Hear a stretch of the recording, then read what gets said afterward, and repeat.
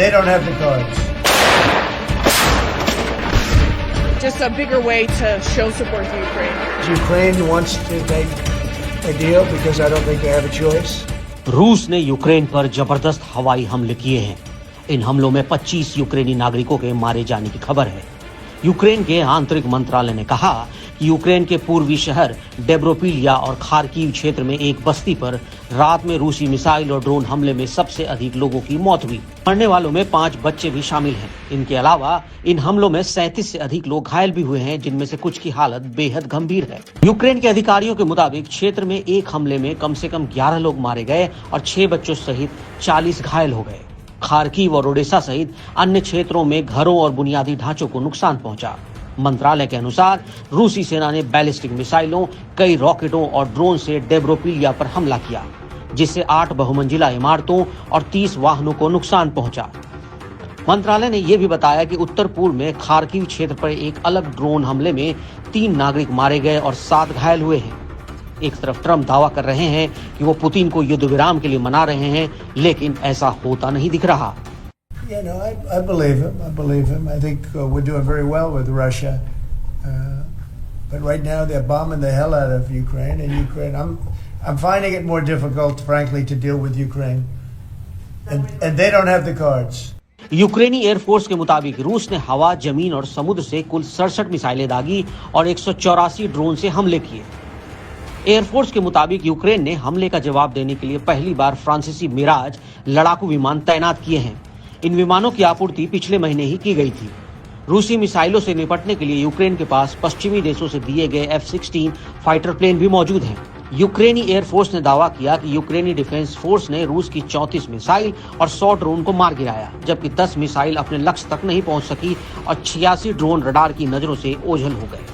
रूसी सेना ने यूक्रेन के साथ खुफिया जानकारी साझा करने पर रोक लगाने के बाद अपने पहले बड़े हमले में यूक्रेनी ऊर्जा और गैस के बुनियादी ढांचों को नुकसान पहुंचाया, जिससे कीव पर दबाव बढ़ गया क्योंकि राष्ट्रपति डोनाल्ड ट्रंप युद्ध को तेजी से समाप्त करना चाहते हैं। सैन्य विश्लेषकों का मानना है कि अमेरिकी सैन्य सहायता और खुफिया जानकारी में रोक यूक्रेन की वायु रक्षा को कमजोर कर रही है।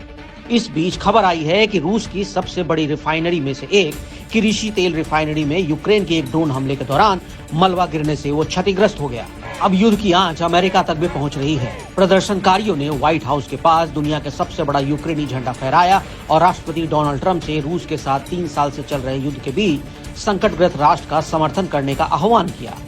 It's a way to really represent and support Ukraine, because even though people bring like smaller flags from like even buildings and stuff, it's right now like people can see how like tight and close Ukrainian people are and American people are, and that not only Ukrainian people come here to like show support to Ukraine, but also from United States and Polish people and a lot of Eastern European people that live here. So I think it's just a bigger way to show support for Ukraine. Well, I think what's going to happen is Ukraine wants to make a deal because I don't think they have a choice.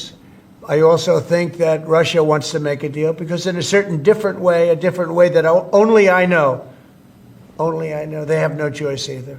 इस बीच open source magazine ने दावा किया है कि पिछले साल गर्मियों में रूस में घुसकर वहां एक बड़े हिस्से पर कब्जा करने वाले हजारों यूक्रेनी सैनिकों को रूस ने लगभग घेर लिया है।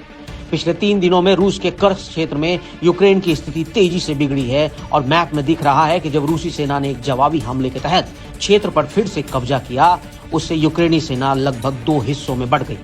यूक्रेन के लिए खतरनाक स्थिति इस संभावना को बढ़ाती है और उसकी सेना को राजनीतिक रूप से और मनोवैज्ञानिक रूप से कठिन वापसी के लिए यूक्रेन को मजबूर होना पड़ सकता है, या ऐसे समय में पकड़े जाने या मारे जाने का जोखिम हो सकता है, जब कीव पर रूस के साथ युद्ध विराम पर सहमत होने के लिए अमेरिका का दबाव बढ़ रहा है।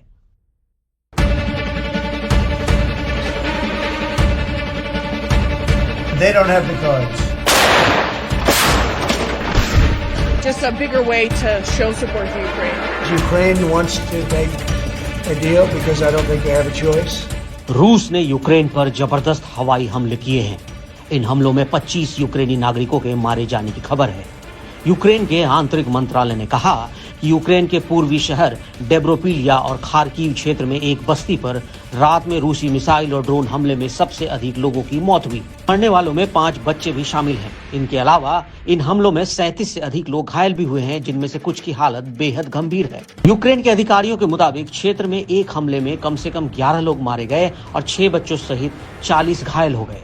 खार्किव और ओडेसा सहित अन्य क्षेत्रों में घरों और बुनियादी ढांचों को नुकसान पहुंचा। मंत्रालय के अनुसार रूसी सेना ने बैलिस्टिक मिसाइलों, कई रॉकेटों और ड्रोन से डेब्रोपिलिया पर हमला किया, जिससे 8 बहुमंजिला इमारतों और 30 वाहनों को नुकसान पहुंचा। मंत्रालय ने यह भी बताया कि उत्तर पूर्व में खार्किव क्षेत्र पर एक अलग ड्रोन हमले में 3 नागरिक मारे गए और 7 घायल हुए हैं।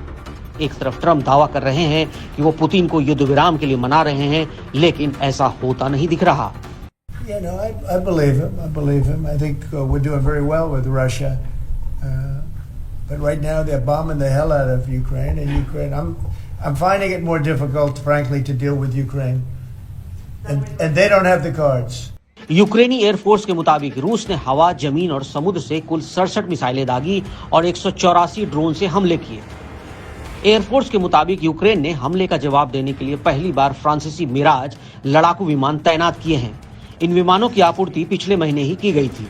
रूसी मिसाइलों से निपटने के लिए यूक्रेन के पास पश्चिमी देशों से दिए गए F-16 फाइटर प्लेन भी मौजूद हैं। यूक्रेनी एयरफोर्स ने दावा किया कि यूक्रेनी डिफेंस फोर्स ने रूस की 34 मिसाइल और 100 ड्रोन को मार गिराया, जबकि 10 मिसाइल अपने लक्ष्य तक नहीं पहुंच सकी और 86 ड्रोन रडार की नजरों से ओझल हो गए।